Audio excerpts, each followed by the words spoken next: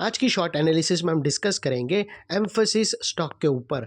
दोस्तों ये स्टॉक अगर आप देखो तो अगस्त 2024 से करेक्शन के अंदर चल रहा है। ओवरऑल अगर आप देखो तो ये स्टॉक ने 4 महीने यानी पूरा एक क्वार्टर स्टॉक ने करेक्शन में बिता दिया। और करेक्शन में भी दोस्तों स्टॉक ने दोनों तरह का करेक्शन दिया, प्राइस वाइज टाइम वाइज दोनों। पहले स्टॉक ने प्राइस वाइज करेक्शन दिया जहां पर ये स्टॉक काफ़ी हद तक डाउन साइड करेक्ट हुआ। फिर स्टॉक ने टाइम वाइज करेक्शन के अंदर एक स्ट्रॉन्ग बेस बनाया और अल्टीमेटली उसको ब्रेकआउट किया है। और दोस्तों ये स्टॉक को अगर आप देखो तो यहाँ पर मल्टीपल पॉजिटिव फैक्टर्स एक साथ ब्रेकआउट हुए हैं, जिसके तहत ये स्टॉक करंट लेवल से अपसाइड में 10 से 12%, 10 to 12% अपसाइड रनअप के लिए रेडी है।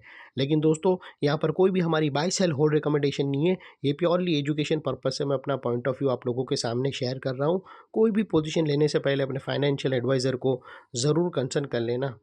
दोस्तों आप लोग देख सकते हो कि ये वो टॉप था जहाँ से करेक्शन स्टार्ट हुआ था और यहाँ से कुछ इस तरह से downward sloping parallel channel stock के अंदर बनी। और जब तक स्टॉक ये डाउनवर्ड स्लोपिंग पैरेलल चैनल में था, स्टॉक प्राइस वाइज करेक्शन के अंदर एंगेज रहा और यहाँ पर back to back lower lows hit हुए। दोस्तों अगर आप देखो तो फर्स्ट लोअर लोज यहाँ हिट हुआ, सेकेंड लोअर लोज यहाँ पर हिट हुआ, थर्ड लोअर लोज यहाँ और फोर्थ लोअर लोज यहाँ हिट हुआ।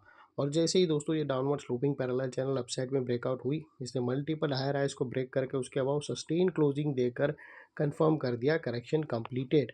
यहाँ पर हमें दो मेजर पॉजिटिव सिग्नल मिले। पहले तो इसने डाउनवर्ड स्लोपिंग पैरेलल चैनल को अपसाइड में ब्रेक किया, जिसकी वजह से स्ट्रेट फॉल आ रहा था प्राइस वाइज करेक्शन का, वहाँ पर अल्टीमेटली ब्रेक लग गई।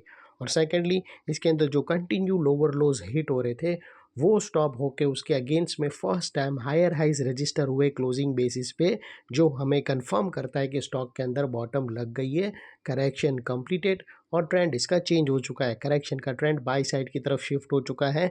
अनलेस एंड अनटिल यहाँ पर कोई नया लोअर लोज ना मिले या पुराने लोअर लोज के नीचे क्लोजिंग ना मिले, तब तक हम यही मानकर चलेंगे कि यहाँ पर बॉटम लग गई है और करेक्शन कंप्लीटेड। और दोस्तों बात कर लेते हैं यहाँ पर डाइवर्शन की। तो फ्रेंड्स अगर आप MACD डालकर चेक करो तो आपको यहाँ पर क्लियर डाइवर्शन विटनेस होगा। प्राइस एक्शन के जो लास्ट लोअर लो स्विंग अगर आप देखो तो वो डाउन साइड की तरफ टिल्ट हुए हैं, वही MACD के ऑसिलेशन अपसाइड में टिल्ट होकर यहाँ से हमें ब्रेकआउट मिला है, जो एक अपसाइड मोमेंटम पंप कर सकता है स्टॉक के अंदर। और अल्टीमेटली दोस्तों बात कर लेते हैं यहाँ पर चार्ट पैटर्न की। तो फ्रेंड्स अगर आप देखो तो यहाँ पर हमें एक ज़बरदस्त राउंडिंग चार्ट पैटर्न ब्रेकआउट होता हुआ क्लियरली विटनेस होता है। और इसकी जो नेकलाइन निकल कर आती है वो तकरीबन 3150 के आसपास आती है। और ये जो इनसाइड रेंज है राउंडिंग चार्ट पैटर्न की, ये 10 से 12% की है, जो ऑलरेडी यहाँ से ब्रेकआउट हो चुकी है। अपसाइड सस्टेन मूव स्टार्ट होगा तो स्टॉक 10 to 12% तक रनअप देगा। और वो लिहाज से दोस्तों स्टॉक का जो अगला टारगेट निकल कर आता है अपसाइड में, वो 3550 का आता है।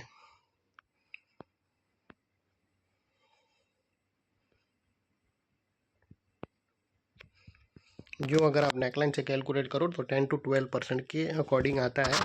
और दोस्तों बात कर लेते हैं यहाँ पर स्टॉप लॉस की। तो स्टॉप लॉस के लिए यहाँ पर मल्टीपल ऑप्शन अवेलेबल है। आप अपने एडवाइज़र को पूछकर ATR की हेल्प ले सकते हो, या फिर ब्रेकआउट कैंडल के लो के नीचे क्लोजिंग बेसिस पे, या फिर नियरेस्ट लोअर स्विंग। जो भी स्टॉप लॉस रखो दोस्तों, इतना मेक श्योर करना है कि आपका risk to reward ratio at least 1:2 या मिनिमम 1:1.5 रहना चाहिए। और फाइनली दोस्तों नेकलाइन के पास का ये एरिया बहुत ही इंपॉर्टेंट एरिया बनकर खड़ा है, क्योंकि अगर आप देखो तो मल्टीपल पॉजिटिव फैक्टर्स यहाँ पर एक्शन में आते हुए मिले। दोस्तों यही एरिया पे हमने डाउनवर्ड स्लोपिंग पैरेलल चैनल को अपसाइड में ब्रेकआउट होते हुए देखे, लोअर लोज हमें हायर हाइज में शिफ्ट होते हुए मिले। यहाँ पर ही दोस्तों हमें पॉजिटिव क्लियर डाइवर्शन MACD के थ्रू मिला, और यहाँ पर ही दोस्तों एक राउंडिंग चार्ट पैटर्न ब्रेकआउट होते हुए मिली। तो वो लिहाज से दोस्तों ये एरिया जो अभी तक एक स्ट्रॉन्ग रेजिस्टेंस था, वो अल्टीमेटली स्ट्रॉन्ग सपोर्ट बनकर खड़ा है। और इतने बड़े स्ट्रॉन्ग सपोर्ट के नीचे क्लोजिंग बेसिस पे आप लोगों का स्टॉप लॉस रहना चाहिए, जो आसानी से हिट ना हो। और बाय एनी चांस अगर क्लोजिंग बेसिस पे ट्रिगर हो जाता है तो नो इफ़ नो बट सीधा स्टॉप लॉस देकर ट्रेड को वाइंड अप कर देना। ये थी हमारी शॉर्ट एंड स्वीट एनालिसिस। अच्छी लगे तो प्लीज़ चैनल को लाइक शेयर सब्सक्राइब ज़रूर करना। Thank you. जय हिंद।